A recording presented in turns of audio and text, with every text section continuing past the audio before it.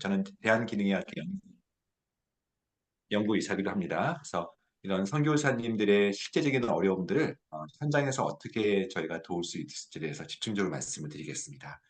앞서 소개를 했지만은요. 네, 저는 이제 웰케어 클리닉이라고 하는 말 그대로 잘 케어하는 곳에 포커스를 두고요. 또 연세대학교 출신입니다. 그리고 저는 이제 박사 과정은 노화과학 쪽으로 했기 때문에 오늘 많은 부분들이 항노화라는 관점에서 또 말씀드릴 겁니다. 제가 경험 중에 여기는 써놓지는 않았지만 물론 이제 전 제자들교회 안수 집사이기도 하고요. 서울 경기 누가에 CMF라고 하고 누가회라고 알려져 있는데 거기 이사장도 있습니다. 써 있지는 않지만 저의 경험 중에는 파푸아뉴기니에서 코이카 3년을 우리 이덕신 선교사님과 같이 보냈던 경험이 있었고요. 저희 아버님도 40년 동안 방파 선교회를 통해서 여러 선교사님들을 파송하고 저희는 어렸을 때부터 늘 그 선교 파송하는 주체로서 그런 파송 선교사의 가정으로서 자랐던 경험이 있어서 아마 그런 부분들이 많이 놓아져 있을 겁니다. 웰케어 클리닉은요, 잘 먹고 잘 자기에 포커스를 둡니다. 저도 최근에, 아마도 이제 앞서 소개한 그 첫 번째 가 인생 5회 처방전이라는 책이고요. 이 책은, 일종의 항노화라고 하는 관점이지만, 잘 먹고 잘 자기에 대한 이야기고, 특별히, 성경적, 영어로 이제 비블리컬, 헬스 에이징이라고 해서, 우리가 몸과 마음과 영혼이 어떻게 하면은 건강한지, 그리고 기능의학적 관점에서 전반적인 주제를 다뤘고요. 지난 달 제가 12월 25일 날 책을 하나 더 낸 게 아마 여기 필요하신 분들이 있을 것 같아요.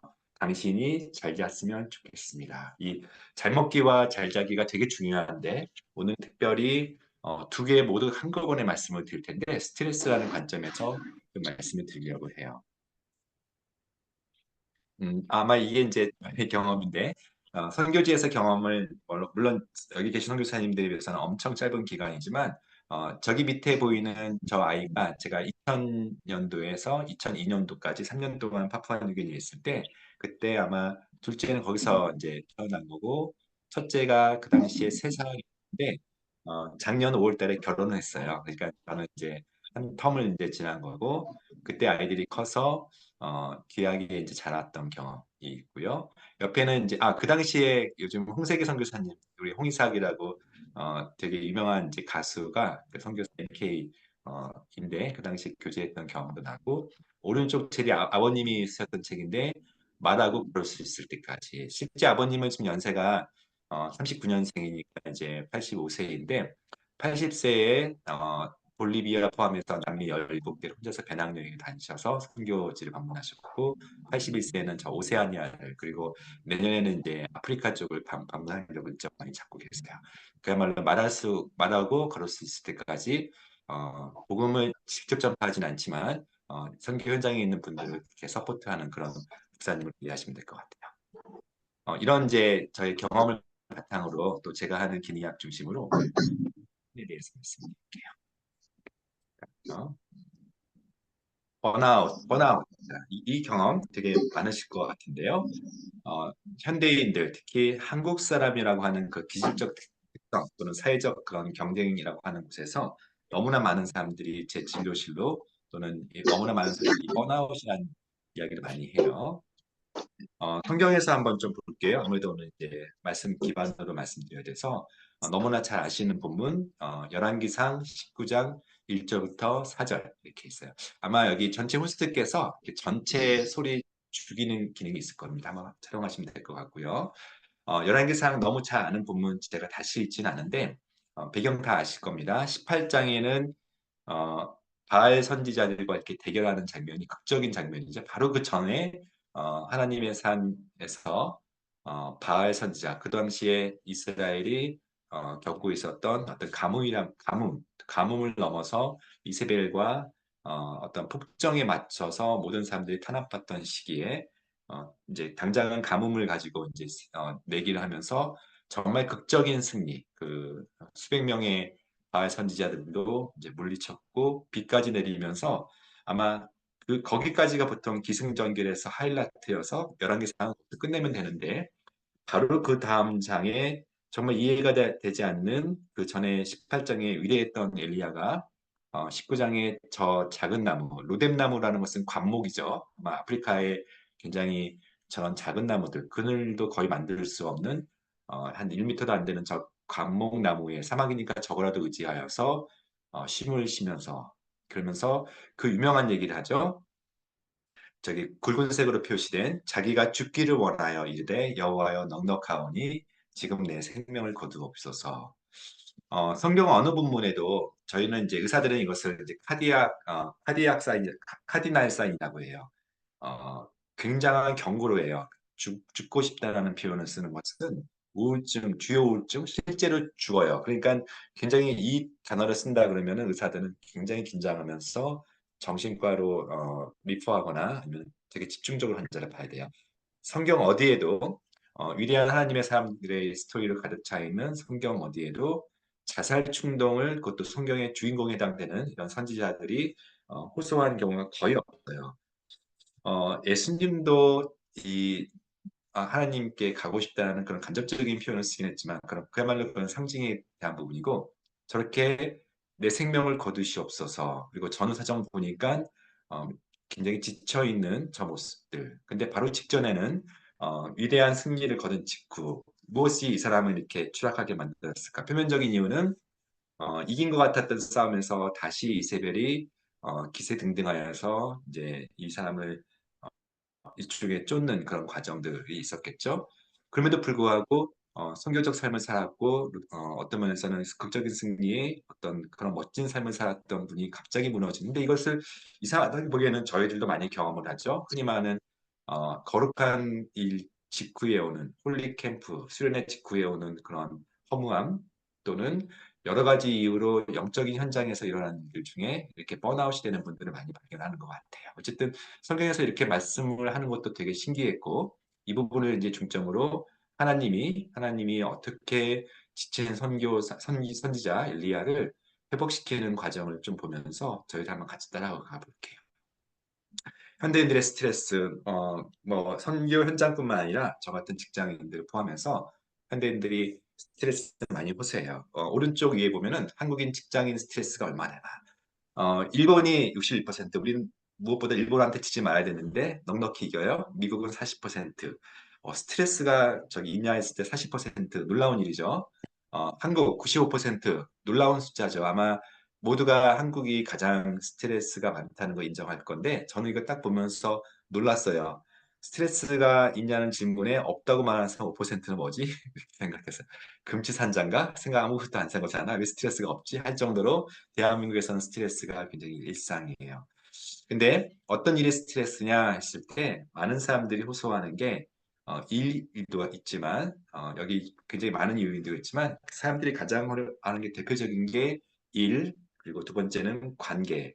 가장 어려운 게 일터 내에서의 관계. 그러니까 예를 들면 선교 현장 같은 경우는 선교인에서 만나는 많은 사람들과의 관계, 이것도 중복되겠죠. 생애 주기별로도 영화기부터 우리나라 특히 이제 한국의 그 경제적인 곳에서는 1세도 안 됐는데 그 아이를 위탁해야 되는 과정 속에서 어렸을 때부터 이 엄마의 젖도 떼지 않은 아이를 분리시킨다 해서 세퍼레이션 앵자이티라고 해서 진짜 많은 대한민국의 주부들이 이것 때문에 힘들어하고 사실은 힘들어하지 않을 정도로 너무 일상화된 아직도 어린아이가 강제적으로 하루에 8시간 이상을 낯선 곳에서 지내야 되는 이때 트라우마가 굉장할 거예요.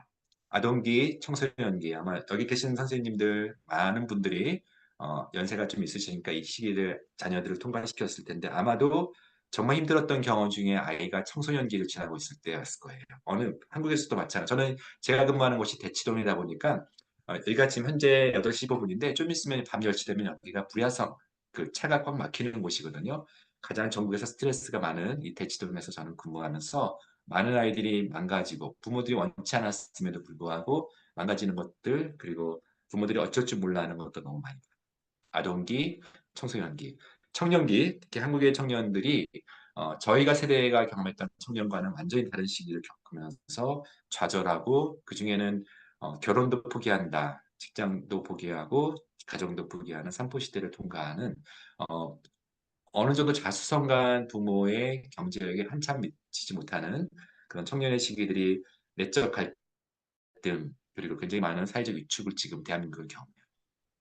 장년기 40대부터 약 60대 중반까지 이어지는 이 시기가 가장 스트레스가 많죠. 왜냐면 말씀드렸던 그런 청소년 아이를 포함한 그런 아이의 가장 이 아이를 성장시켜야 되겠고 부부간에 굉장히 많은 갈등이 이제는 지치어서 갈등이라고 표현도 안 되는 시기고 또 하나는 이 시기에 이제 재정적 위기 또는 고용과 관련된 이슈도 있지만 몸이 아파지기 시작해요. 그래서 예전 같지 않고 훅 떨어지는 이 시기 대부분 여기에 해당되시는 부분이니까 이 시기 관점에서 말씀을 드릴게요. 물론 노년기라고 해서 모든 인생이 완벽하게 끝나는 것이 아니라 오히려 더 궁핍하고 오히려 더 질병이 그리고 무엇보다 사별을 경험하면서 이 인생에서 가장 어려운 시기 어쩌면 노년기가 경험할 수도 있겠죠. 생애 전 주기.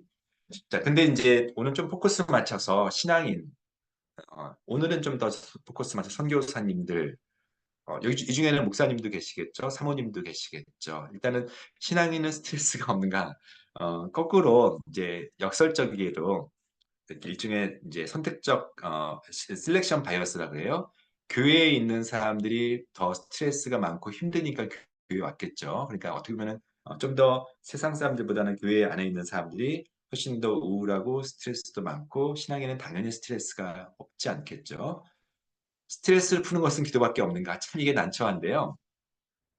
많은 보수적인 교단에서는 예를 들면 저희 교회도 합동측이고 저희는 굉장히 그래도 되게 진보적인 교회인데도 불구하고 기도 이렇게 교회 주보에만 성도들의 기도가 쭉 있는데요. 성도들의 기도들을 쭉 보면은 누가 암이에요, 수술, 누가 최근에 넘어져서 골절당했어요. 병동 리스트예요. 제가 봤을 때는 의사니까 그냥 거의 10명 중에 어, 9명, 90% 이상들은 질병 관련된 기도 제목을 쭉 나열해요. 근데 특이하게 그 질병 중에 우울증이 있습니다. 기도 제목 요청하시는 분이 없어요. 불면증 때문에 삶에 정말 위기를 경험합니다.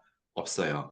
부부 사이에 큰 갈등이 있어서 사실은 굉장히 큰 위기. 그러니까 어떻게 보면 기도하겠습니다라고 하는 그 기도 제목들조차도 사람들이 중보하는 그 제목들조차도 진짜 문제들은 나눌 수 없는 교회 특유의 분위기가 있어요.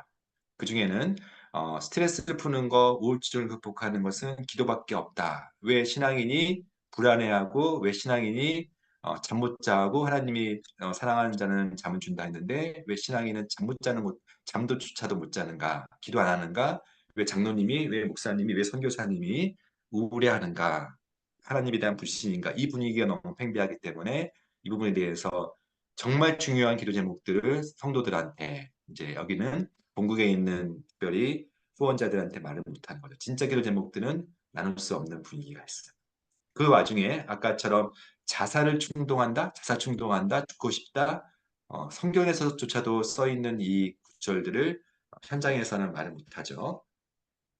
불안, 특히 이제 불안이라고 하는 관점은 사람마다 불안한 사람들이 굉장히 많거든요. 근데 불안은 다른 말로 하면은 불확실성이고 하나님 믿는 사람이 어떻게 하나님의 인도하심을 따른 사람이 어떻게 불안해야 하는가 설명 참 어렵죠. 오늘 그 얘기 좀 할 겁니다. 사역자들이 다 지쳐 있어요. 교회에서는 부사역자들 포함해서 선교 현장에서는 여기 계신 모든 분들이 만성 피로, 만성 스트레스에 시달릴 건데 이것을 어떻게부터 본국에 와서 안식년을 가진다고 해결될 것인가? 진짜 어떻게부터 할 것인가를 오늘 좀 보도록 하려고 해요. 자, 제가 이제 감히 여러분 우리 선생님들의 그 삶들을 더 자세히는 모르지만 그냥 일반적인 얘기니까 좀 용서해 주세요. 아마도 여기 계신 분들은 꽤 나이가 있으신 분들이 많아서 어느덧 2, 30년 차는 넘으신 분들 같아요. 근데 이 중에도 초창기 적응하시는 분들은 가장 어려운 거는 아무래도 한국 사람들이 선교사 현장으로 가면은 낯선 언어, 낯선 문화 이거 둘 다 문제죠. 특히 언어가 되지 않아서 정말 그 사회에서 여기서는 한국에서는 고등교육 나름 사회적 지위가 있었는데 그리고 말로는 내가 지지 않는 사람이었는데 현장에서는 유치원보다도 더 수준 낮은 대화를 하는 수준에서 말씀을 전하기는커녕 당장 생존과 관련된 여러 가지 그리고 사람들의 마음을 얻는 데 있어서 이 언어 문제는 너무 스트레스고요. 문화, 한국적 사회에서 자라신 분들 아마 지금은 시행착오를 많이 겪으면서 문화 이슈는 없겠지만 초기에 저분이 많겠죠. 현대사역자와 갈등 또는 선교사님들과 갈등들은 참 기도 제목으로 내기 어렵지만 이게 가장 큰 어려움 중에 하나인 분들 꽤 많이 봤습니다. 경제적 어려움. 저도 이번에 조지아에 힐링 캠프를 다녀왔고 힐링 캠프에 많은 의사들 출신의 선교사들을 많이 봤는데 의사들 출신 선교사들이 경제적 어려움이 있다? 상상도 못할 수 있죠. 근데 뭐 요즘 한국 의사들은 그렇게 넉넉하지 않을 수도 있으니 그러나 친구들도 의사들이고 굉장히 많은 문화권이 의사인데도 굉장히 경제적 어려움을 겪는 사람들이 많아요. 어, 왜냐하면 성격상 말을 못하는 사람들이 있어요. 성격상 후원에 대해서 정말 목구멍까지 나오지만 말을 못하시는 분들은 사실은 일종의 선교뿐만 아니라 모든 NGO들이 같은 것처럼 알리는 대로 홍보하는 대로 또는 어떻게든지 그런 걸 활발하게 하는 사람들이 더 많이 관심 받고 그렇지 못하는 사람들은 기초 생활도 못할 정도로 굉장히 어려움을 겪어요. 이거는 성격도 있고요. 또 어떤 면에서는 뭐라 할 수 없어요. 이거는 정말 후원에 의존하여서 근데 기독교 특유의 분위기가 페이스 미션을 많이 강조하다 보니까 이 부분들이 특히 사모님들이 경험하는 경험들은 엄청나죠. 저희 아버님도 목사님이셨고 개척교회를 늘 시골에서 하셨는데 그분은 전혀 경제적 관념이 없으시기 때문에 어, 정말 설교만 하시고 이러시기 때문에 저희 사남매가 되게 어렵게 컸는데 어머님이 미용 기술을 배우셔가지고 뒤늦게 사람들 파마를 해주면서 생계를 이어갈 정도였으니까 경제적 어려움은 특히 선교 현장에서는 자신이 할 수 없는 그런 상황에서 저 부분은 굉장히 현실 스트레스일 거예요.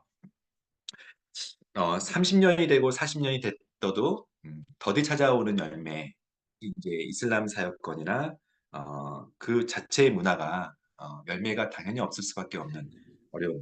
이제 뭐 터키도 있겠고 이슬람 사역뿐만 아니라 배타적 문화 또는 그 나라가 너무 또 어떻게 보면 영적으로 교만해요. 당연히 사역의 결과는 숫자로 말할 수 없을 정도로 이게 참 자괴감이 들고 국내 후원자들 또 후원 교회들에게 매번 이게 사역 기도 제목을 나눌 때마다 현실적인 어려움이 압박감이겠죠. 근데 요즘은 특별히 비자의 어려움 때문에 주거의 불안정, 우리 여기 어, 이제 박세론 선교사님도 아마 많이 아시겠지만 중국에서 갑자기 그 모든 사역이 허무하게 어느 날 갑자기 쫓겨나는 데서 오는 그리고 그런 것들을 반복적으로 옆에서 하는 것들을 지켜볼 때 정말 점점 지금 다치는 곳이 많다 보니까 강제 태국이라고 하는 아무리 우리가 나그네 인생이지만 자녀도 있는 그리고 그 많은 사역의 결과물들을 다 놓고 온다는 그런 어려움들이 정말 사역을 어렵게 만들어요. 근데 어쩌면 더 깊이 들어가면 영적 충전, 내가 선교사지만 내가 목사지만 현장에서 나는 누구한테 충전을 받는가? 물론 여전히 그 성품이나 또는 어떤 인품이나 더 나아가서 신앙이 하나님이 채워주는 것을 갈망하면서 스스로 공급하시는 분도 있지만 때로는 우리가 젊은 시절에 그 합심기도, 때로는 우리가 경배와 찬양을 통해서 얻었던 그 이루 말할 수 없는 감동들을 현장에서는 굉장히 어렵게 지속해 나가는 영적 충전의 부재, 평신도였을 때 일반 성도들이었을 때는 정말 많은 삶들을 나누면서 위로받고 했지만 그 현장에서는 그 어떤 물론 이제 같은 선교사님들의 이심전심 도와주시는 분도 있지만 그것도 끊겨 있는 지역에서는 사역자로서의 삶밖에 없는 곳에서 충전받는 교제권이 없는 것도 문제예요. 이 비전의 소실은 참 말하기 어려워요. 어느새 방향을 잃으신 분도 많아요. 어느새 내가 왜 와 있는가? 20대 때 왔는데 그때는 이런 이유가 있었는데 어느덧 내가 생존을 하고 있는 모습들. 어느 순간 어, 가장 기본적인 것도 어려워하고 있는 무능력함이라고 하는 부분들 그리고 그 하나의 나를 드라이브했던 젊은 시절의 비전이라고 했던 부분이 무엇일까? 현장에서 많이 왜곡되고 상처받으면서 무뎌지는 부분도 있어요. 말씀드렸던 것처럼 작년이기 때문에 건강 문제, 너무나 내 몸이 힘들어요. 더군다나 질병이 생겨요. 암이 걸려요. 정말 덜컥덜컥 검사할 때마다 겁나죠. 그리고 그것 때문에 다시 선교지로 돌아가는 것들이 막히는 분도 있어요. 건강 문제. 이게 분들의 현실 문제일 것 같고, 특별히 오늘 포커스인 정서적 어려움의 문제. 선교사는 우울하면 안 돼요. 선교사는 불안하면 안 돼요. 선교사는 불면증을 호소해서 안 되는 이 한국 교회의 특유의 문화가 있기 때문에 이 부분들을 호소할 수도 없고 스스로 인지도 못할 수도 있어요. 스스로 발견할 그런 용기도 없을 수 있어요. 그래서 이 부분들 고국에 있는 연로하신 부모가 끊임없이 우리의 안타까움이고요. 그리고 부부 갈등과 성격의 차이. 사실은 말 못할 고민 너무 많은데 그중에 부부가 한국에 있으면 도망갈 곳이라도 있죠. 한국에 있으면 친정으로도 갈 수 있고, 한국에 있으면 친구들하고도 풀 수 있고, 한국에 있으면은 그냥 이거 아니어도 갈등이 많으니까 어떻게든지 해소가 되는데 도망갈 곳이 없는 그 부부만 있는 그 현장에서 누구나 다 주목하고 있는 그 현장에서 갈등을 할 수도 없고 갈등을 숨길 수도 없는 그 어려움에 겪고 있고 그 중에는 그 어떤 갈등보다 성격의 차이가 너무나 그리고 특별 죄송한 얘기지만 선교사님들의 성격들이 대단하시겠죠. 특히 남자 선교사님들이 드라이브 가서 왔을 때는 거기까지 모든 것을 내려놨을 때 남들은 같은 크리스찬도 그렇게까지는 안 하는데 정말 하나님한테 올인하시고 되게 멋진 인생을 살지만 또 어떻게 보면 성격이 과감하시고 어떻게 보면 두려움도 없고 위험 부담도 전혀 신경 안 쓰다 보면은 그 성격이 굉장히 극단적일 수도 있기 때문에 거기서 오는 말 못할 선교사님 특히 아내 선교사들의 어려움이 있을 수 있어요.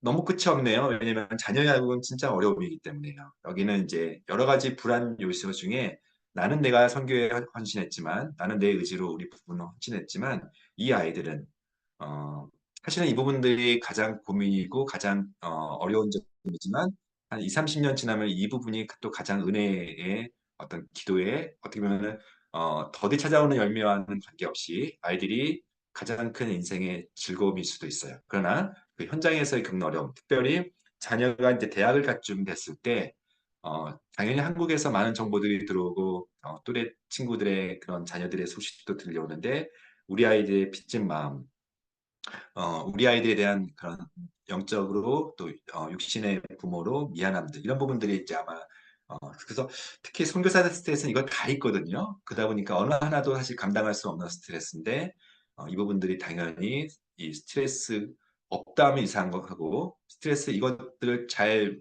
문제 없이 극복했다 아무 이런 것들은 문제 없다 하면 그것도 이상한 걸 정도로 사실은 선교사님들이 매우 힘든 상황이에요. 자, 이건 제 일반적인 이야기 얘기할게요. 스트레스 받으면 어떤 일이 현상에 있는 것들을 오늘 좀 돌아다 보고 거꾸로 어떻게 회복하는지 볼게요. 스트레스는 피로감을 일으키죠. 오늘 그 주제예요. 그러나 많은 사람들은 스트레스 받을 때 어떤 사람은 변비, 어떤 사람은 설사, 어떤 사람은 두통, 어떤 사람은 불면, 어떤 사람은 체중 빠짐, 어떤 사람은 체중 증가. 다양하겠죠. 근데 그 중에는 질병이 악화되는 경우고 무엇보다 수명이 단축되고 무엇보다 암이 생기는 그래서 우리가 항상 암이 왜 생겼지? 저 가정에 왜 암이 생겼지? 병문안 가면서도 할 말 없으니까 스트레스가 많았나 봅니다라고 위로하지만 진짜예요. 이 스트레스는 암을 일으키기도 해요. 그래서 사역에 대한 어떤 안정성을 잃게 되는 건강에 정말 주된 범인이기 때문에 잘 먹고 잘 자기 중에 잘 자기와 관련된 부분이 사실은 중요한데요. 우리가 스트레스에는 두 가지가 있다는 것을 좀 분리시키는 게 좋아요. 급성 스트레스와 만성 스트레스. 영어로 파이팅과 비슷한 단어인 플라이팅이에요. 제가 종종 진료실에서 스트레스가 있습니까? 하면 없대요. 화들짝 놀라면서 나 그런 거 없어요라고 어떤 권사님들이 얘기해요. 또는 자매들이 얘기해요. 근데 스트레스가 무서워서 도망 다니다 보니까 스트레스가 없다라고 인식하는 거지. 사실은 가랑비에 옷 젖는 것도 모르고 만성 스트레스. 오늘 이 주제가 사실은 번아웃인데요. 급성은 오히려 내가 싸우는 기간인데 나의 모든 아드레날린을 만드는 시여서 전쟁 싸우면 뭐 밤을 새도 싸울 수 있는 그런 체력이 만들어지지만 사실은 그 스트레스가 바로 물러가지 않기 때문에 그리고 지속되기 때문에 결국은 스트레스에 지는 건 자기니까 도망 다니기 바쁜 저 부분을 얘기할 거예요. 스트레스가 많은 사람에게 제가 스트레스를 제거하세요 말 못하겠죠. 그리고 스트레스 주는 요인이 시어머니예요? 그럼 제가 전화해 드릴게요. 제가 그러지 말라고 부탁할게요. 할 수 없는 거겠죠. 제가 스트레스를 제거할 수 있는 능력은 없어요. 그러나 오늘 많은 부분들이 누구는 스트레스를 잘 극복하는데 누구는 작은 스트레스도 무너지는 이 스트레스의 저항도에 대한 부분을 말씀드릴 거예요. 그래서 몸의 스트레스를 이기는 부신 호르몬 그리고 마음의 스트레스를 이기는 세로토닌 얘기를 많이 할 겁니다. 그래서 이제 첫 번째 몸에 대한 이해를 좀 할 거예요. 예를 들면 우리가 이상하거든요. 내가 몸이 예전 같지 않은 거예요. 근데 질병은 없어요. 그래서 이런 경우를 기능의학이라고 하고 기능의학적 접근을 좀 볼 텐데 크게 어렵지 않아요. 오늘 두 가지 호르몬 얘기할 거고 시간 되면 영양 부분 얘기하지만 거기까지 듣지만 근데 주로 이 부신 호르몬 얘기를 좀 할 거예요. 만성 피로 아마 여기 계신 분들 한번 보세요. 여기 한마디로 잠을 자도 회복되지 않고 늘 피곤하다는 얘기예요. 그러니까 또 여기에는 이제 가로치고 면역이 저하된다는 표현도 많이 써요. 유달 감기에 잘 걸린다. 허약한 체질, 추위 타고, 낮은 혈압에, 마른 체형, 소화도 잘 안 되고, 그야말로 약골이라는 표현도 쓰죠. 예전에 안 그랬다고 할 수 있고, 원래 그런 사람들도 많고요. 그래서 일상을 방해하는 피로가 지속되는 것을 만성 피로, 크로닉 퍼티그 신드롬이라고 해요. 근데 원인 아까 말한 것처럼 저는 반드시 이건 좀 기억해 주세요. 우리가 극심한 피곤함이 있을 때는 그리고 설명이 돼도 뭐 그 사람 때문이고 뭐 뭐든 일 때문이든 극심한 피곤이 설명된다 할지라도 인생에서 이렇게 피곤한 적이 없는데 심지어 체중까지 빠져 그러면은 반드시 한국에서 또는 현지에서 암 검사를 하셔야 돼요. 우리나라 특히 위암도 많고요. 간암도 많고 대장암도 많고 유방암이라든지 이 모든 암의 첫 증상이 피곤일 수도 있어요. 체중 감소와 함께. 그래서 피곤하고 회복 가능하지 않을 정도로 무너져 있으면 그래도 질병을 봐야 되는데 그래서 암을 포함해서 대표적으로 이제 당뇨 같은 거. 근데 이런 것들은 병원에서 많이 검사해드려요. 검사하고 했는데 선교사님 이상 없습니다라고 말하는 순간이 더 많겠죠. 그것이 이제 제가 오늘 다 말씀 못 드리지만 1번 부신피로 좀 낯설죠. 부신피로 이걸 이해하시면 내가 어떻게 회복하는지 이해하실 거. 두 번째 이것도 오늘 아마 못 다룰 것 같은데 영양 파트 일부 좀 다룰 거예요. 어떤 영양제를 먹어야 될까? 이거는 아마 못 다룰 것 같아요. 3번 신경 정신피로 이 부분은 오늘 많이 다룰 거예요. 그래서 세 가지 원인이 있다 이 부분. 근데 어쨌든 한마디로 만성 스트레스가 주범. 두 번째는 영양 불균형. 그쵸? 뭐 현지에서 잘 못 먹, 그 개념이 아니에요. 못 먹어도 어느 정도 먹는단 말이에요. 장이 안 좋아서 흡수가 안 되시는 분, 위가 안 좋아서 적게 먹는 분들, 이 위장의 문제가 사실 영양 불균형이라고 하는 이 풍족한 시대에 특정 영양소가 불균형이 온다는 것들을 제가 오늘 강조는 못하지만 영양 불균형도 있구나 이렇게 이해하시면 돼요. 자, 부신 기능 저하. 이거 좀 아시는 분 아시는지만 대부분 사람들은 부신 하면 좀 어려워요. 신장을 영어로 레날이라고 하고 부가적이에서 AD라고 하죠. 그래서 그대로 붙여 읽으면 아드레날린이에요. 그래서 제가 부신 기능 저하 그러면 환자들이 뭔 소리인지 몰라다가 그 있잖아요. 그 아드레날린이 떨어졌다 또는 솟구친다 무슨 뜻인지 알고 한 반 정도는 이해해요. 근데 제가 그것도 좀 어려워하면 더 쉽게 표현하는 거. 한마디로 메가리가 없잖아요. 하면 나 메가리 없지 이렇게 얘기해요. 한의원에서는 그걸 기허라는 표현을 쓰고 저희는 부신 기능 저하, 부신 피로라는 표현을 써요.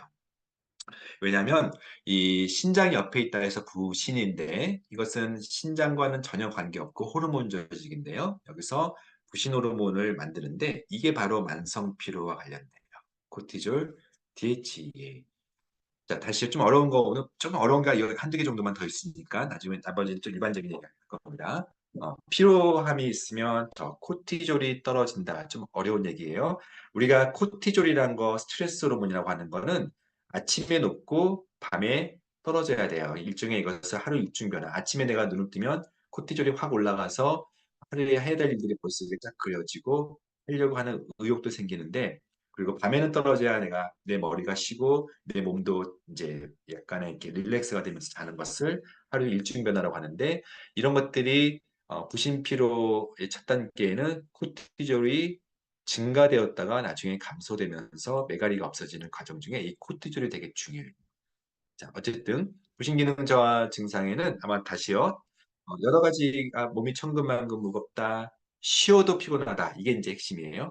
잘 쉬는지는 모르겠지만 주말에 보통 좀 회복되고 주중에 피곤한 게 그런 서카디안 리듬뿐만 아니라 그 일주일 단위로도 뭐 이런 게 있는데 쉬어도 피곤하다. 소화 안 되고 만사가 귀찮고 감기도 자주 걸리고 잠 못 자는 거 특징이에요. 그러니까도 제가 코티졸이라고 하는 것이 아침에 올라가고 밤에 떨어져야 되는데 역전되어 있으면서 밤에 올라가고 아침에 떨어져서 아침에 메가리 없고 밤에는 계속 깨는 거. 혈압이 낮은 사람들 추위 많이 타시는 분들 아마 여기 제가 언뜻 10명 중에 한 6, 7명 정도는 추위타시겠다 생각이 들어요. 추위타신 분들이 있어요.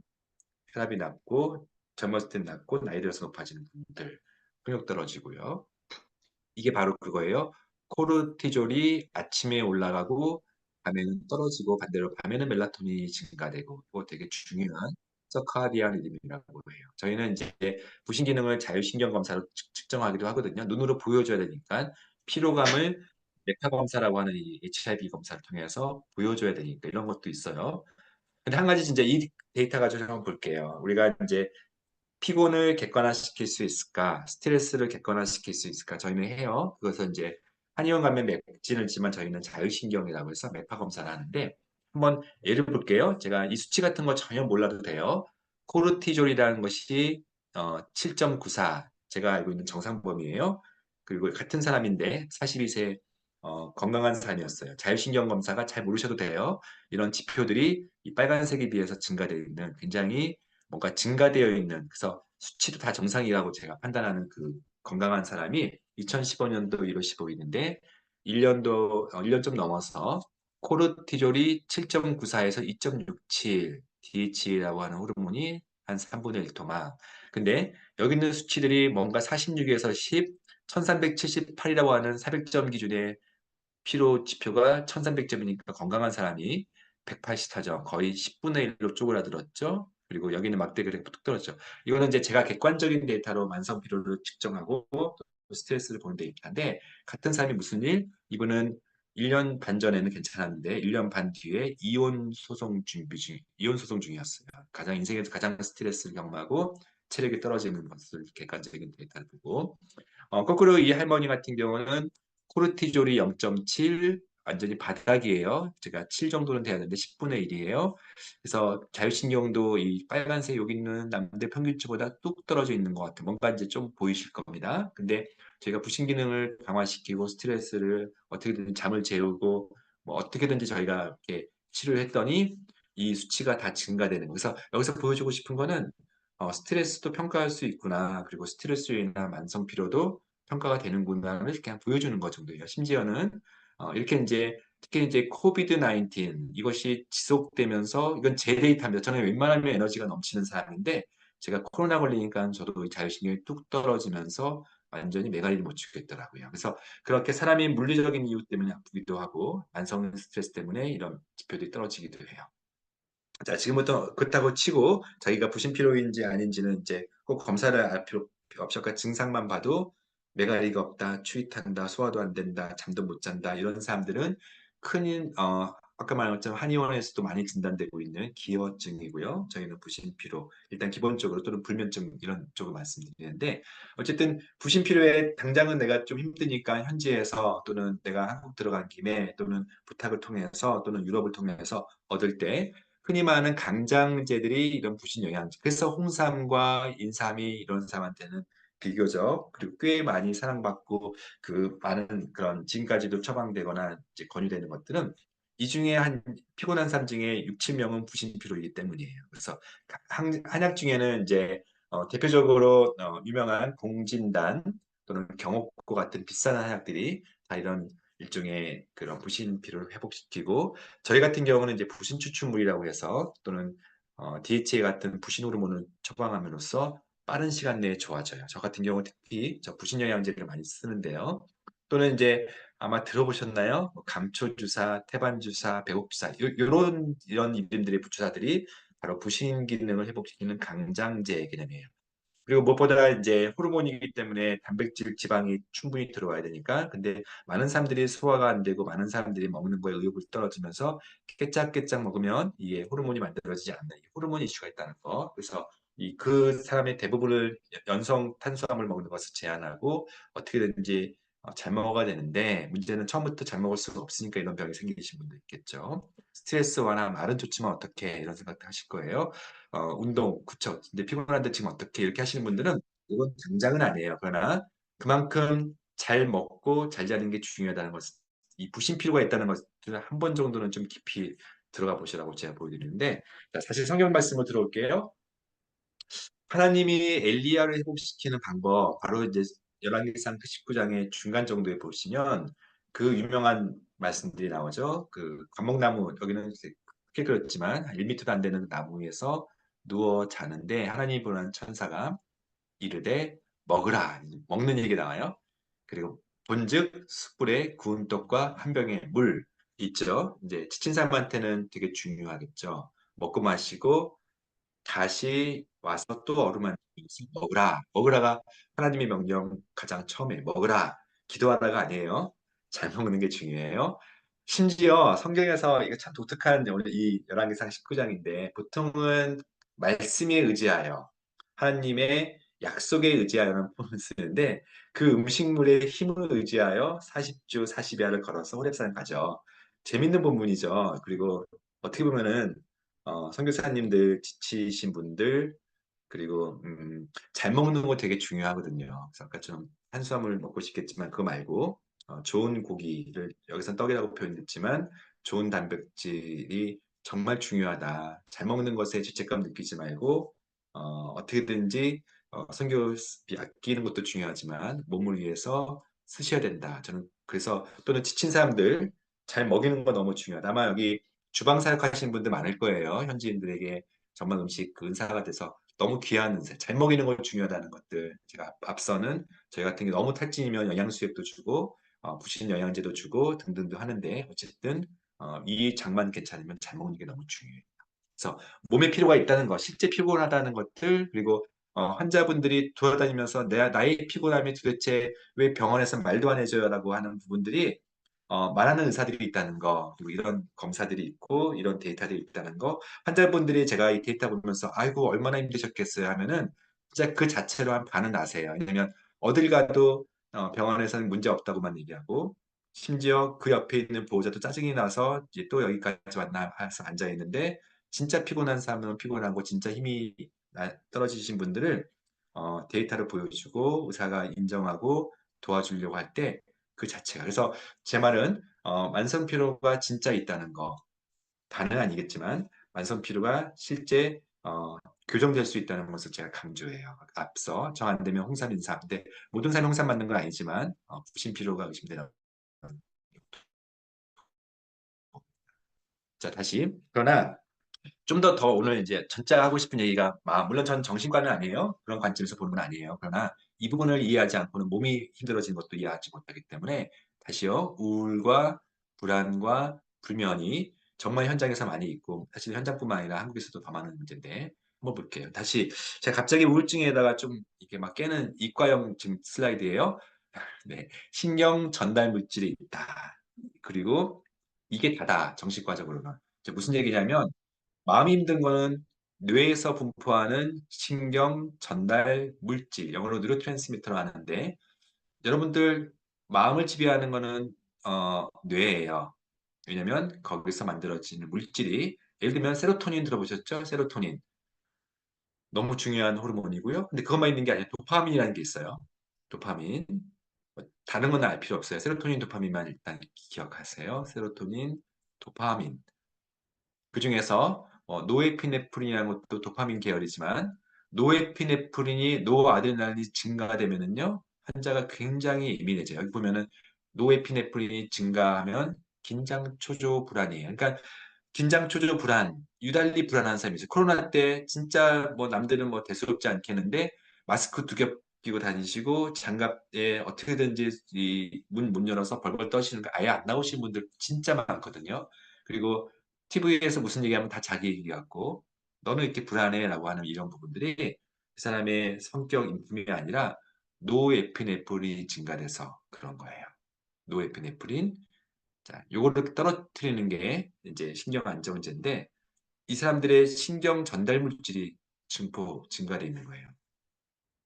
반면 여기 도파민 아시 도파민? 도파민 들어보신 적 있나요? 도파민. 과다도 문제돼요. 도파민이 과다가 되면은 생각이 핑핑핑 돌면서 참 이게 저희 교회에도 또 저희 주변에도 신앙적 열심을 넘어서 좀 이상하다 할 정도로 어떤 마음의 문제를 떠나서 사고가 달라져요. 상식적이지가 않아요. 처음에는 신앙적 어떤 특이함, 열심, 뭔가 우리가 존경해야 할 게 아닌가 할 정도로 너무나 많은 신앙적 열심을 내는데 종교망상인 경우도 있어요. 허무하죠? 많아요. 또 우리가 조현병도 사실 이 스펙트럼이고요. 조증, 그러니까 사고라는 거. 좀 전에 노에피네프린의 약간의 그 정서, 불안 이쪽이면 불안 조절면은 이 도파민은 과다할 때 어떻게 보느냐, 무슨 문제가 생기냐, 사고 장애가 생겨요. 그래서 좀 불안불안한 사람들 있죠. 또 이렇게 현실에 맞진 않는 더 나아가서 환청이 들리고 환각이 생기면서 확신이 약간 무모할 정도로 생기는 이런 부분들은 심플리 영적 문제도 아니고요. 그 사람의 믿음의 이슈도 아니고 도파민 과다예요. 그래서 도파민을 낮추고 또 여기서 이제 약간 성적 충동도 또는 어떤 중독도 다 도파민이에요. 그래서 도파민은 참 현대에서 현대인들한테 정말 이슈가 되는 건데 세로토닌만큼 많이 알려져 있지는 않죠. 근데 저한테 오시는 만성 피로는 거꾸로 도파민이 결핍돼서 와요. 물론 도파민 결핍 중에 유명한 병은 파킨슨도 있지만 거기서 말하는 L도파 말고요. 그냥 도파민이 떨어지면은 저쪽과 좀 반대예요. 도파민이 떨어지면 가장 흔한 증상이 책 읽기가 힘들어요라고 해요. 브레인 포그라고도 표현. 브레인이 안개 속, 뇌가 안개 속에 있다 해서 브레인 포그라고 해요. 어느 날 갑자기 책이 안 읽혀요. 어느 날 갑자기 집중이 안 돼요. 인지 기능이 떨어져요. 나 치매인가 봐 하면서 젊은 사람들이 호소해요. 치매라고 하기 너무 젊죠.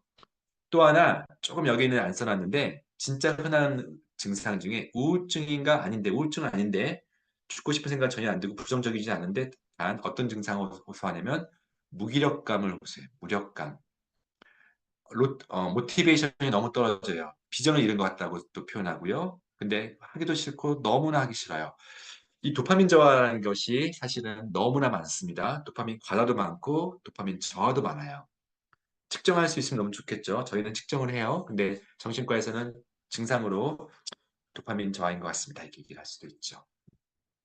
자, 세로토닌은 굉장히 유명한 우리 행복 호르몬과 뭐 이시영 박사님이 세로토닌 하라 뭐 이런 책도 있고요. 이제는 상식이죠. 세로토닌 감소가 우울증의 근본이에요. 그래서 제가 왜 갑자기 이과형으로 신경 전달 물질을 다루냐면은 정신과를 받아 진단받을 때 치료받을 때 우리가 영화에서는 정신과를 가면은 이제 약간의 꿈의 해석부터 해가지고 그 사람의 어렸을 때 트라우마 자기도 기억 안 나는 것을 막 꺼내면서 멋지게 해석을 해주고 당신은 이게 문제고 이렇게 가야 되고 상담도 받으면서 정신과 의사도 영화 속에서는 굉장히 한 30분 동안 소파에서 서로 대화하면서 그 사람을 집중적으로 분석해주는 그런 드라마 같은 영화가 있지만 현실 정신과에서는요, 신경전달 물질의 감소, 세로토닌 저하, 그러면 세로토닌을 증가하는 약제, 이게 핵심 치료예요. 그러니까 하고 싶은 얘기는 그거를 비판하는 게 아니라 그게 핵심이기 때문에 다시요, 그 사람의 나약한 마음, 그 사람의 어렸을 때 회복되지 않는 상처, 물론 그럴 수도 있죠. 그러나 그게 현대 정신의학에서 우울증을 얘기하는 것이 아니라 세로토닌이 떨어져 있기 때문에 우울증이다. 이게 대명제예요. 그래서 거꾸로 아까도 제가 우울증, 불안증, 무기력감, 등등등의 여러 가지 정신, 뇌 이런 문제들은 신앙적 이슈랑은 하등 관계가 물론 악화이온이거나 하나의 어, 좀 빠른 시간 내에 좋아질 수 있는 그런 선순환을 막는 어떤 종교적 어려움이 있을 수 있지만 그러나 많은 경우는 이거는 마치 감기 바이러스가 감기를 일으키는 것처럼 도파민 저하와 세로토닌 저하가 이 부분을 악화시키는 거예요. 물론 가족력도 있을 수 있고 그건 유전적인 요인도 많이 있는 부분이 바로 이 어떤 기질이라고 하는 부분들이 그러나 현대 정신의학에서는 그리고 많은 솔루션들은 이것을 보충해주고 또는 너무 흥분되어 있는 노에피네프린을 안정화시켜주는 그런 항정신, 항우울, 항불안제 이런 것들이 현대에서는 핵심이라는 거예요. 그래서 이것을 처방받거나 이것을 저기 어떻게든지 의사들이 권유했을 때 복용하는 것을 다시요 선교사님 특유의 열심으로 거부할 게 아니라 적극적으로 이 부분을 수용하는 것이 좋다. 근데 약만 있는 게 아니기 때문에 제가 더 말씀을 드릴게요. 그래서 기본적으로 약이 굉장히 중요하고 또 현대 정신의학의 굉장히 많은 부분들이 세로토닌을 올리고 도파민을 올리고 노에피네프린까지 올리는 또는 낮추는 그런 어떤 신경전달 물질을 다루는 것들이 여전히 가장 그래서 제 책에도 잠 못 자는 것도 약이 있다는 거고 그 약이 생각보다는 다양하고 그 약들이 어떻게 보면은 안전할 수도 있고 또는 어떻게 보면 부작용이 생각보다 이상한 게 있을 수 있다는 것들을 알려주기도 해요. 근데 약까지 먹을 정도는 아니다라고 하시는 분들이 더 많겠죠. 아마 그리고 약 어려운 현장에서는 어떻게 할 것인가? 다시요. 신경 전달 물질도 일종의 호르몬 계열, 아민 계통의 일종의 단백질의 분해물인 아미노산부터 출발하는 거거든요. 그래서 제가 그 다음 페이지가 있나? 있어요. 자, 세로토닌이라는 것을 만드는 첫 번째 단추가 트립토판이라고 하는 아미노산이에요. 트립토판은요, 여기 있는 리스트답게 일단 소고기에 많아요. 소고기는 하여튼 무조건 진실이에요. 좋은 거예요. 소고기에는 비타민 B6가 풍부하고 트립토판도 풍부하고 아미노산이 풍부해서 또는 콜레스테롤 만드는 원천이기 때문에 이런 동물성 지방은 뭐 일부분은 이제 못 먹는 분도 있겠지만 중요한 거예요. 소고기 정말 중요합니다. 교회 돌아가시면 교인들에게 파스타 말고요. 소고기 사달라고 하세요. 자, 생선도 포함되고 저런 종류들이 많아요. 저거 다 먹으면 좋지만 그러나 트립토판만 혹시 구하실 수 있으면 트립토판은 아미노산 즉, 즉 건강기능식품 서플리먼트이기 때문에 의사처방 없이 구할 수 있어요. 그래서 트립토판을 저는 환자들한테 보통 500ml 2개 정도 한 1000ml 정도 먹으면 약한 세로토닌 약제 정도는 된다고 해요. 잠 못 자는 사람분들 특히 우울 기질이 있으면 잠 못 자는 사람들한테는 트립토판도 하나의 좋은 요소예요. 자, 가바. 자, 갑자기 또 어렵죠. 또 뭐 이과형이죠. 죄송합니다. 그러나 불안증이라고 하는 것을 낮출 때는 이 가바를 자극시키는, 가바라고 하는 신경전달 물질 자극시키면 되거든요. 그래서 많은 항불안제, 많은 신경안정제 또는 수면유도제, 스틸록스나 주피덴 같은 잠을 자게 만드는 이 모든 것들이 다 가바라고 하는 것들을 증가시키려고 해요. 증가시키는 약제들이에요. 그럼 약제까지 내가 쓸 정도가 아니면 이 가바를 증가시키는 가바 영양제가 있든지 또는 가바 전 단계에 태아닌이 있어가지고 이런 영양제를 먹으면 돼요. 그래서 특별히 태아닌은 이 보이차에 되게 많아요. 우리가 같은 차지만 보이차 같은 명차를 먹으면 마음이 차분해져요. 우리가 몇 가지 이렇게 마음을 차분해지게 하는 대부분의 차들이 태아닌이에요. 그래서 태아닌을 먹으면 마음도 차분해지고 불안감도 낮추고 또 아까 제가 트립토판은 세로토닌을 만들지만 이 태아닌은 가바를 만들기 때문에 어떤 환자들은 잠 못 자는 이유가 약간 우울 기질로 잠 못 자면 트립토판이 맞고요. 이 태아닌은 또 직구하실 수가 있거든요. 그래서 태아닌을 이 태아닌 또는 가바 영양제 같은 것들을 혹시 구하실 수 있으면 여러분들의 불안한 또는 불안 기반의 잠 못 자시는 분이라면 긴장하는 띵킹 투머치 하시는 분들 많죠. 사서 걱정하시는 분들 잠 못 자는 스타일은 태아닌 계열이 많다. 마그네슘 같은 것도 괜찮다. 세로토닌 하나라고 하는 책에서도 늘 강조하지만 햇볕쬐기 그리고 많은 사람들과 관계 맺기, 운동하기가 우리 몸의 호르몬들을 증가시키는데 세로토닌, 뇌파에서는 알파파 이런 것들을 얘기하는 거예요. 그래서 비아물요법. 그래서 호흡과 명상 대표적으로 이제 불안 기반의 사람들, 뭐 공황장애까지 안 가더라도 불안 기반의 사람들 이런 사람들은 항상 교감신경이 증가돼서 늘 참 심장이 차분하지 않는 사람들이 있어요. 이럴 때 교감신경을 낮추려면 부교감신경을 올리는데 부교감신경이 대표적인 미주신경이 이 갈비뼈 안쪽을 지나가니까 흉식호흡이라고 그러죠. 478호흡. 어렵지 않아 너무 쉬워요. 4초간 숨을 들이쉬고 7초간 또는 최대한 숨을 참다가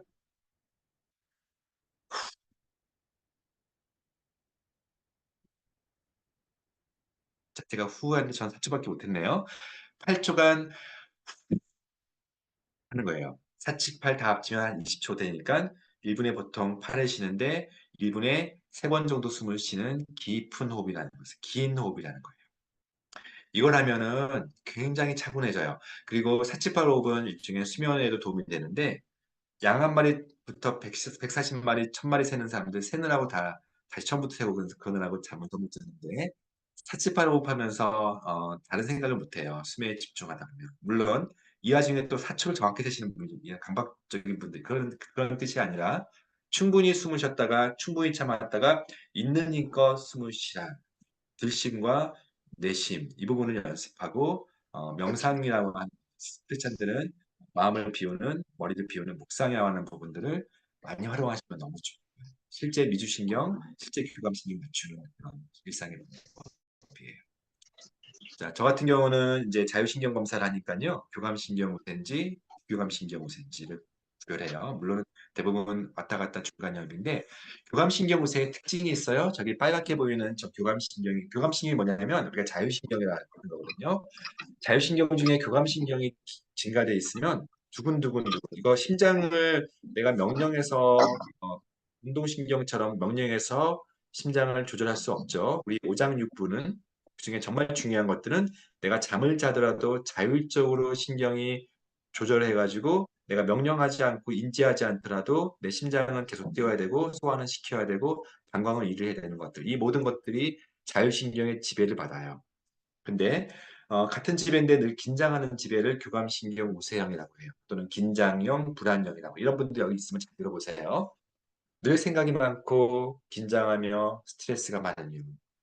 자, 검사를 안 하더라도 자율신경에서 교감신경이 우세되는 것 같아요. 긴장, 두근거림, 잠 못 잠, 중간에 깸, 내 인생은 늘 긴장의 연속이라고. 어떤 사람은 되게 태평하던데 나는 거기에 꽂히신 분들, 예민하신 분들, 흔히 말하는 예민하신 분들인데 이분들은요, 되게 교감신경 엄마로부터 양육받은 아이들, 또는 본인도 교감신경 우세면 본인들 자녀들을 예민하게 굴었을 수 있어요. 예민하고 하는 어떤 일종의 유전적인 요인이죠. 또는 환경적인 어렸을 때부터 각성식 그런 예민 쪽으로 가게 되는 거죠. 이분들은 대개는 사회적으로 성공한 사람들이 많아요. 저도 교감신경 우세고 교수들, 의사들, CEO들이 다 교감신경 우세예요. 왜냐하면 왜 사회적으로 성공하냐면은 어렸을 때부터 예민하고 어렸을 때부터 긴장하고 어렸을 때부터 불안하니까 엄마로부터 칭찬받으려던 이유는 어떤 이유든지 또는 스스로 완벽해져야 되니까 질서를 만들고 미리 예측하는 이분들이 가장 안정감을 누리는 것은 예측 가능할 때 그렇죠? 그래서 미리 시험도 공부하고 미리미리 포트폴리오에서 예민하니까 여기까지 오신 거예요. 그래서 사회적으로 성공하신 분이 많고 제가 교감신경 우세형을 검사해서 보면은 이렇게 얘기해요. 사회적으로 성공했으나 행복하진 않겠네요. 라는 얘기를 해요. 그 이유가 늘 긴장하고 이 내재된 불안에 늘 위험 요소에 대한 제거함을 늘 일상 신경 쓰는 분들은 인생에서 질서를 굉장히 중요시 여겨요. 그 질서는 자신의 플래닝이라는 어떤 계획도 질서지만 관계 면에서 나를 위해하지 않도록 모든 삶을 안정화시키는데 굉장히 노력해요. 꾼의 형태로 화를 내서 분위기 잡아서 안정화시키는 경우도 있고 굉장히 남들에게 예민하게 조심스럽게 다가가는 그런 일종의 말 못하면서 끙끙 앓는 스타일도 있어요. 이분들의 내재된 것들은 그분들의 성공까지 그들의 어떻게 보면 퍼포먼스를 잘 보여주는 설명이 되지만 그분들이 늘 달고 사는 말들이 그럴 수가예요. 그분들의 가장 큰 정서적 어려움은 억울함이에요. 이 원통함과 억울함, 그럴 수가에 달고 살면서 주변에 자기가 힘이 있을 때는 통제하는 방식으로 힘을 잃고 에너지가 떨어지신 분들은 이런 거죠. 특히 에너지가 떨어지는데 교감신경 보세요. 예민한데 에너지가 떨어지신 분들은 말은 못해요. 그러나 다 보여요. 다가가서 말은 못할 옛날 같았으면은 당장 싸워서라도 받고 났을 텐데 그것이 자신을 힘들게 만드니까 말도 못해요. 근데 다 보여요. 이게 미치고 환장을 누르신 거죠. 다 보이니까. 다 보이니까 근데 말은 못하는 그래서 화병이라고 하는 것들이 여기 생겨요. 안 보이면 차이 날 텐데. 근데 여기서 이제 많은 사람들이 이 교감신경 이슈가 있는데 제가 늘 하나 이 억울함에 이거 참 억울함은 병인데 질병으로 진단되지도 않지만 정말 또아리 트고 있는 억울함. 여러분 선교사님들 굉장히 많은 억울함, 설명되는 억울함도 있지만 그러나 제가 늘 얘기하는 그 더 스트레스, 대문자 써서 더 스트레스, 정관사 써서 더 스트레스를 스트레스로 바꾸지 않으면 그러니까 이게 이제 좀만 더 이야기할게요. 저는 이 부분이 너무 중요해요. 너무 많은 사람들이 이것들을 힘들어하기 때문에. 무슨 얘기냐면요. 스트레스가 많냐고 물어봤을 때 많다고 해요. 근데 스트레스가 몇 개냐 물으면은 사람들이 언뜻 말을 못해요. 근데 진짜 스트레스는 한 개예요. 집에 와도 그 생각, 그리고 주말에도 그 생각, 회사 가도 그 생각, 한국에 와도 그 생각. 여러분들을 지금 지배한다는 정도의 정관사 더 스트레스는 바로 하나예요. 어떤 관계일 수도 있고 어떤 해결되지 않는 일일 수도 있는데 그게 해결되기 전까지는 아무것도 못하고 일종의 그 관계를 어렵게 한 사람은 사실은 그 정도까지는 아니었는데 스스로 그것이 더 스트레스, 사실은 괴물이 돼 있어요. 그 정도 크기까지는 아닌데 그 스트레스를 지나치게 크게 인식하고 인식하다 보니까 다룰 수 없을 정도로 크다 보니까 자이언트가 됐는데 그 문제는 그 스트레스에 내 인생이 좌지우지가 될 것 같아. 그 사람과의 관계가 내 인생에서 나를 결정적으로 얘기를 해요. 제 환자 중에 특정 이름을 걸어서 미안하지만 지선아 사랑의 지선 씨가 있어요. 이지선 님이 있어요. 지선 씨가 저한테 늘 하는 얘기가 사고를 그 사람의 그 인생을 바꾼 외모를 완전히 바꿨던 그래서 일그러지게 얼굴 만들었던 그 화상 일으켰던 그 음주운전의 그 트럭 운전사 사고를 내가 당했다라고 하는 순간 난 늘 거기서 벗어나지 못했는데 어느 순간 사고를 만났다라는 표현을 쓰면서 객관화시키고 알고 보니까 뭐 그 정도는 아니었고 그럴 수도 있지라고 하는 순간 단어 하나 글자 하나 바뀌는 거 너무 중요해서 제가 그럴 수가 하지 말고 그럴 수도라는 것을 달고 살라 그랬어요. 그럴 수 있지 않은 순간 그 부모님으로부터 했던 억울함들, 내 인생을 말 못할 계속 지금까지 따라잡고 있는 그 억울함이 그럴 수도 있지라고 하면은 정말 그럴 수도 있네. 이거 바꾸지 않으면 진짜 항불안제가 치료가 아닐 수도 있거든요. 그래서 혹시라도 더 스트레스를 그래서 내 인생을 좌지우지해서 모든 것이 그것 때문이라고 했던 것을 사실은 돌이키면 여러분들의 모든 신앙 경험이 그런 것처럼 그것 때문이 아니라 그 덕분이라고 말할 수 있는 것이 너무 중요하니까 이 교감신경 우세 특유의 한국 사람들이 이거를 너무나 장려하는 문화거든요. 질서, 플래닝, 인생이 그렇게 되지 않죠. 우리 인생을 돌이켜보면은 내 계획대로 되지 않은 것들이 오히려 나의 여기까지 있게 된 우리가 하나님의 은혜라고 말하는 그 부분들이 내가 계획대로 했으면 사실은 그 정도 수준이었겠지. 근데 인생의 결정적인 것들은 계획되지 않은 것들이고, 인생의 행복을 좌지우지하는 것들, 내 인생을 바꾸는 것들은 나의 계획과는 관계없이 하나님의 인도하심이라고 했을 때, 그래서 나의 계획대로 되지 않은 것에 대해서 그렇게까지 또 내 계획을 막았던 그 사람들에 대해서 그렇게까지 힘들어하지 않을 수도 있다. 그럴 수도 있지. 이거 되게 중요합니다. 거꾸로 부교감 신경세는 일반적으로 우울 기질이 많아요. 네, 우울증 기질이 있으면 어떻게 보면 모든 것을 부정적으로 또 스스로 도전하기도 전에 좌절하고 하는 이런 부분들이 있죠. 그리고 상대적으로 교감 신경이 떨어져 있으니까 낮은 코르티졸처럼 의욕이 없고 낮은 도파민처럼 메가리가 없고 무기력해져요. 이 중에 무기력감, 도파민 저하와 세로토닌 저하가 맞물리는 지점이 있는데 어쨌든 이분들의 또 정서 문제 한가운데 하면 부정적이다 못해 자신에 대해서 되게 힘들어하는 낮은 자존감이 너무 많아요. 그래서 저는 이 자존감 낮은 문제는 어떻게 보면 불안증보다 오히려 자신을 더 괴롭히는 문제이기 때문에 이것은 나이 40을 넘어도 나이 50을 넘어도 나이 80이 되어도 해결되지 않는 분들이 있어요. 그리고 선교 현장에 있든 본국에서 사역을 하든 관계없이 낮은 자존감에 빠지면은 이거는 선교의 외적 열매와도 사실 관계없는 것 같아요.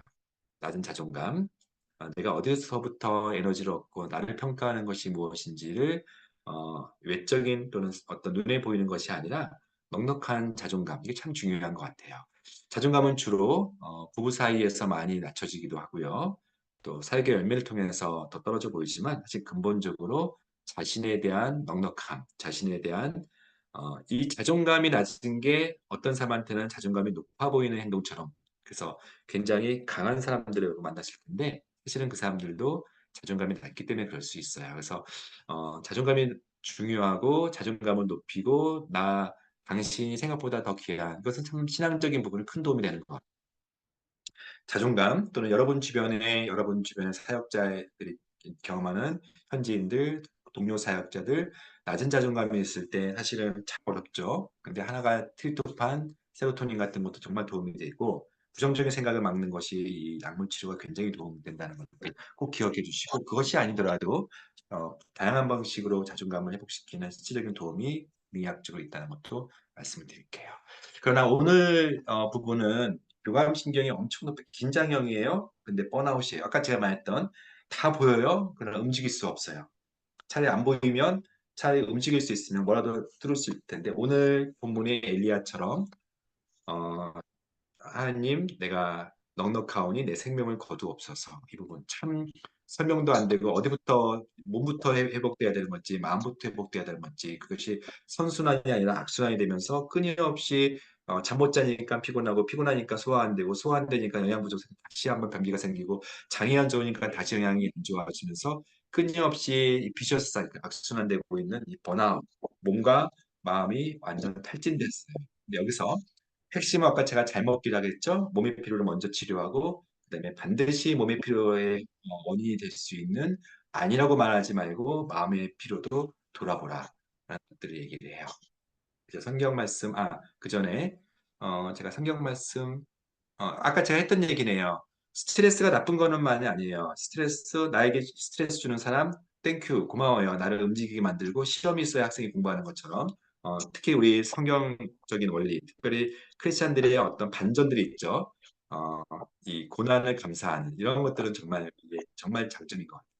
좋은 스트레스도 있다. 그 사람이 나를 기도하게 만들고 나를 움직이게 만들지. 땡큐 이렇게 얘기하면 돼요. 본국에서 막 쪼는 거 있죠.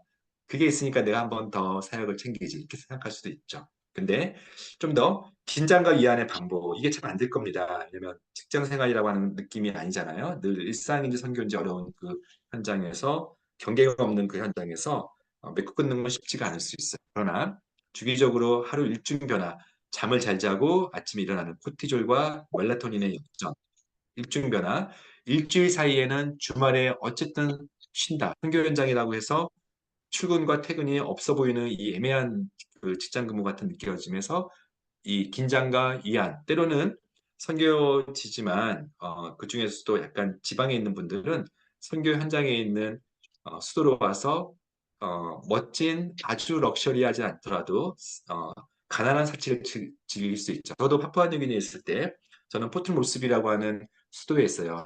되게 열악한 곳이긴 한데 그래도 우리 선교사님들이 계시는 그 전기도 안 나오고 물도 안 나오는 그 부족 빌리지보다 낫거든요. 그분들은 제가 되게 열악하다 생각하는데 그분들은 저희 집에 오시고 또 제가 차를 몰고 가서 호텔 가서 파푸아뉴기니 커피 되게 맛있거든요. 그 한국 돈으로 2, 3천 원밖에 안 되는 그 비용을 즐기시고 그 문화, 그 커피 문화를 즐기시고 맛있는 것을 나눠 먹는 것들을 우리가 이제 선교 현장에서는 이완이라고 하는 부분들은 반드시 필요해요. 그래서 리트리시라고 하는 부분들 또는 잘 먹고 마시는 무슨 선교사님 모임이 무슨 기도도 안 하고 먹고 마시냐 필요하죠. 우리 우카룸바라고 하는 그 선교사 마을에서는 얼마나 한국 선교사님들이 맛있게 먹고 교제하고 저는 그게 이분들의 이완에 굉장히 큰 도움이 되었다라고 해요.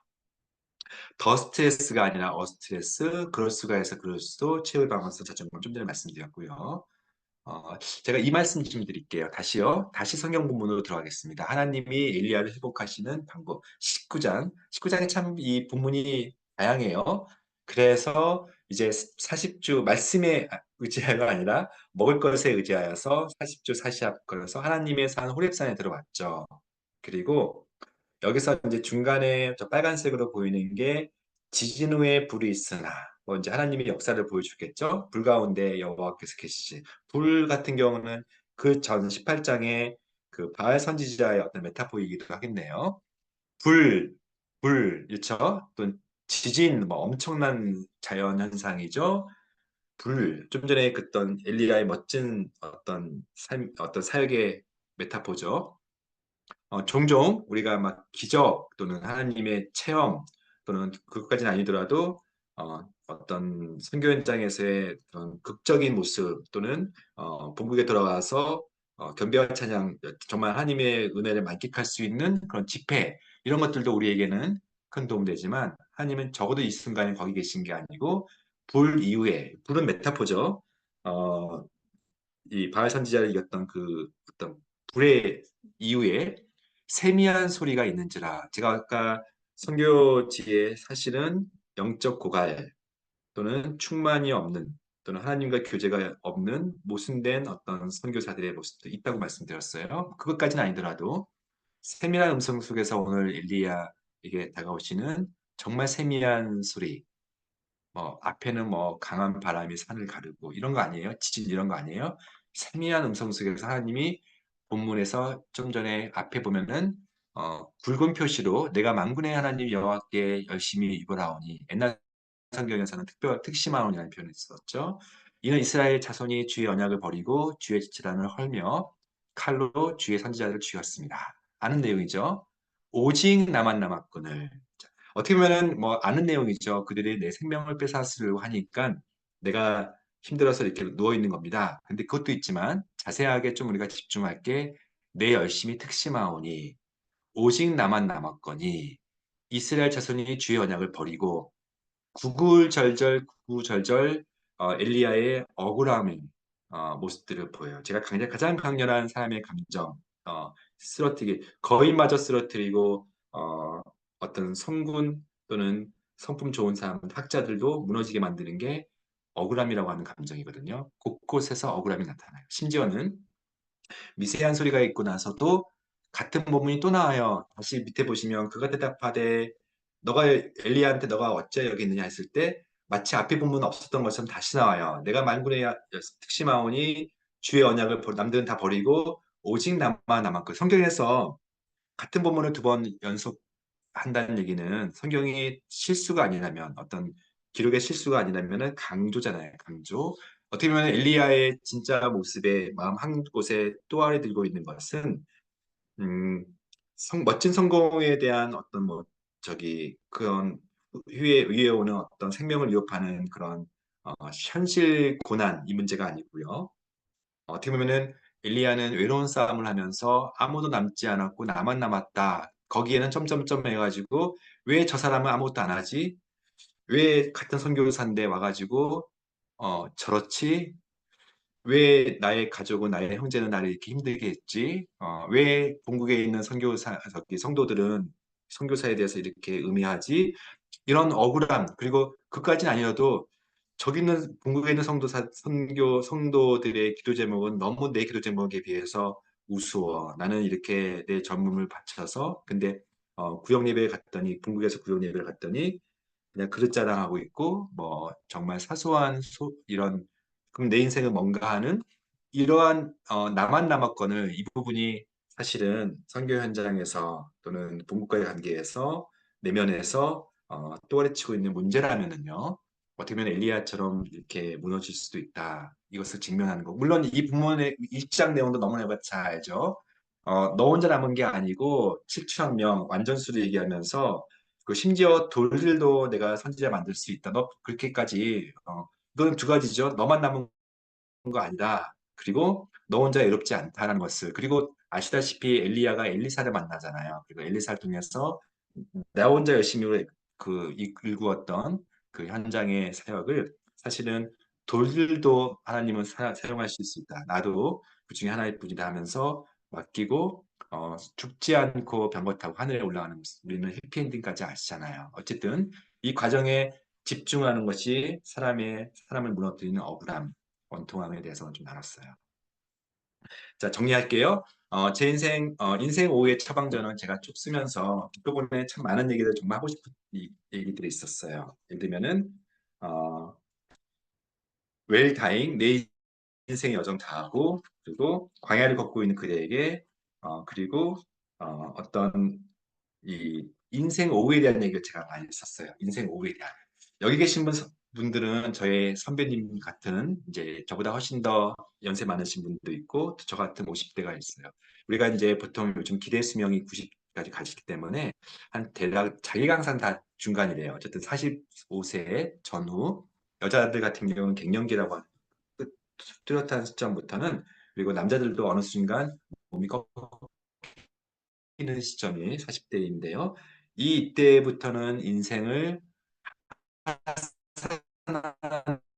시기잖아요. 우리가 이제 같은 정이니까 정상을 향해 가는 사양적인 삶을 살 수 있어요. 특히 저희 같은 어떤 속세에 있는 사람들은 성공 지향적인 것들 그리고 많은 책들이 성공하는 법들, 아마 선교사님들도 영적인 자녀들을 많이 거두는 법들, 전도법 이런 것들 많이 보셨을 거예요. 인생 성공을 위해서 매진하는 인생 오전 괜찮아요. 그러나 하사는요. 정반대의 방향이죠. 인생 오전이 성공이라고 하면 또는 어, 크리스찬 용어로는 비전이라고 하는 부분이라고 하면 수명이라고 하는 부분이라고 하면은 그것을 하나님이 열심히 채워줬을 수도 있고 그렇지 않을 수도 있고 자기가 열심히 해서 올라갔을 수도 있고 그렇지 않을 수도 있어요. 그러나 수명이라고 하든 또는 인생 오전에 그런 부분이 하산은 다르잖아요. 목표도 다르잖아요. 정상이 아니라 하산인데 많은 부분이 이 하산에서 무너집니다. 그리고 많은 사람들이 전반부에 사는 속도처럼 살아요. 그래서 이렇게 여기 계신 분들은 아마 지혜로우신 분들이고 더 많은 경험을 하셨기 때문에 인생 후반부는 어떻게 보면 이 사역 보고서를 써서 숫자 그게 아니고 인생 후반은 완전히 다르겠죠. 그래서 인생 후반부를 안전하고 즐겁게 해산하기 위해서 오늘 저희 강의가 도움됐으면 좋겠습니다. 네, 여기까지 하겠습니다. 너무 길어서 죄송했습니다. 네, 원장님 너무 수고하셨습니다. 전부 박수 좀 해주세요. 수고하셨습니다. 감사합니다. 네, 지금 제가 그 메모를 드렸는데 혹시 이 강의 들으면서 질문할 거 있으면 딱 두 분만 하셨으면 좋겠어요. 왜냐하면 우리가 한 시간 내에 마쳐야 되는데 지금 시간이 오버됐거든요. 그러니까 한번 꼭 이 질문을 꼭 해야 되겠다 이러시는 분이 있으면 해 주시고요. 없으십니까? 간단한 질문 하나 드려도 될까요? 네네. 네, 저희 남편이 올해 한 57이고요. 성교준 지 한 20년 됐고요. 원래 워낙 성격이 긍정적이고 잠을 잘 주무시는 분이라 그냥 머리 대면 1초, 2초, 3초 하면 코 고르시는 분이었거든요. 근데 어려운 현장에서 스트레스를 계속 받아서 원래 스트레스를 안 받는 사람이었는데 이제 50대 넘어가면서 여러 가지 증상들이 나타나 번아웃도 온 것 같고 여러 가지 이렇게 기운 떨어지는 게 보이긴 하더라고요. 눈에 제가 봐도 이렇게, 아, 변하구나라는 게 보이는 게. 그래서 잠을 잘 못 주무셔서 지인이 멜라토닌? 미국에서 그걸 좀 사다 주셔서 그거를 지금 밤마다 하나씩 드시고 계세요. 저도 제 입에도 넣어주시고. 근데 이거를 주셔서 먹기는 먹는데 그냥 의사 처방 없이 그냥 이렇게 먹어도 되나요? 부작용 같은 건 없을까요? 네, 사실은 이 질문뿐만 아니라 되게 수면에 대한 되게 많은 이야기들이 필요해요. 멜라토닌만 있는 게 아니고. 그래서 제가 다시 한번 그런 목적으로 아마 이런 책은 처음일 거예요. 그냥 좋은 얘기 쓰는 게 아니라 실제 처방 얘기들이 되게 많아요. 그래서 수면제에 대한 얘기도 있고, 수면 호르몬에 대한 얘기도 있고, 멜라토닌 거기 대표적이죠. 수면 영양제도 있고요. 또 실제 인지행동 어떤 침실 환경까지 다 써놔서 혹시 이 책을 현장에서는 못 구하더라도 이북이 있어요. 그러니까 전자책이 있으니까 한번 보시면 그 질문에 대한 답변도 있어요. 멜라토닌이 되게 약하거든요. 그래서 어, 2mm부터 우리나라에서는 2mm까지 처방이 안 되고 의사 처방이랑 달라지는 건 없어요. 되게 약해요.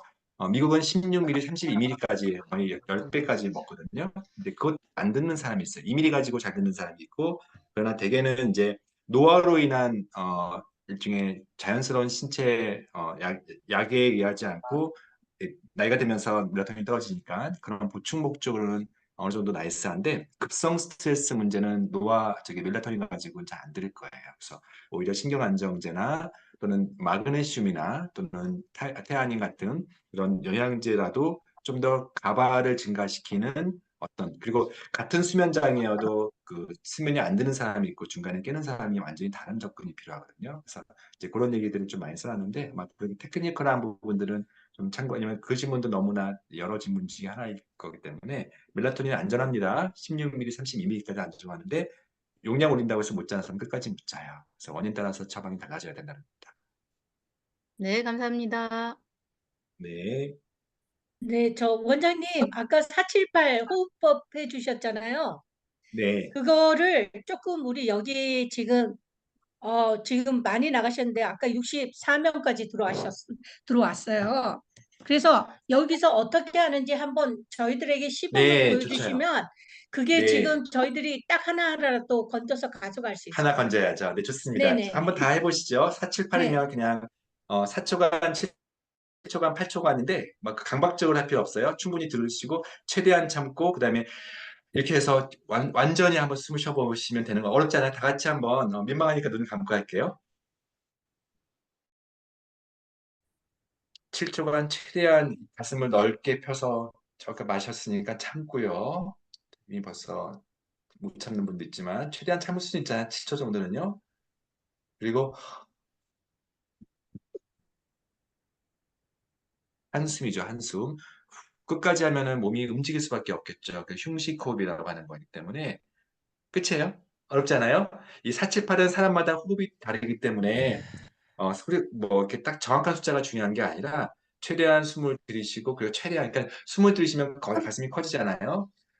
참을 수 있잖아요. 7초 정도. 그리고 있는 힘껏 그냥 하면서 끝까지 내쉬우면 그 생각하면서 딴 생각 못 해요. 정말 딴 생각 못 해요. 그러면은 478 그리고 저는 어, 네. 저기 이 478 호흡할 때요. 그 4번 해고 나서 27번을 참으라는 아, 거죠. 일곱 그러고 번이 난 아니라 다음에 또 해봐. 7초, 네. 4초, 7초, 8초니까요.